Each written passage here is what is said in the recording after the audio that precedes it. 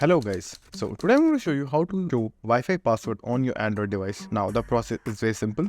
So all you have to do is just simply go to your settings option at the top, then just simply choose Wi-Fi over here. Now you will have multiple options. So firstly, the only Wi-Fi password that you can actually share is the one that you connected right now. As you can see, for me it is called Airtel_5G. Now if you scroll down, you will find additional options or save networks. So the name could be anything, but you will find the option down over here. So just simply choose that option, and in that option you should find manage save networks, or just simply it will be written save networks over there. Just simply click on that, and now you will be able to see all the networks that are saved currently on your device. So just simply keep that in mind, and whenever you will be active on any of the network, you can use the share option to share the password. To actually share the password, all you have to do is just simply go back, and there are two types of options that you can try. In the first one, in few phones, you can just simply click on the Wi-Fi that you're currently connected, and in that you will find the share option. So just simply click on that option, then enter password if you have any. Then a QR scanner code will appear. Now anyone who will scan the QR code will be able to access the Wi-Fi through your device. Now if you don't have any password set already,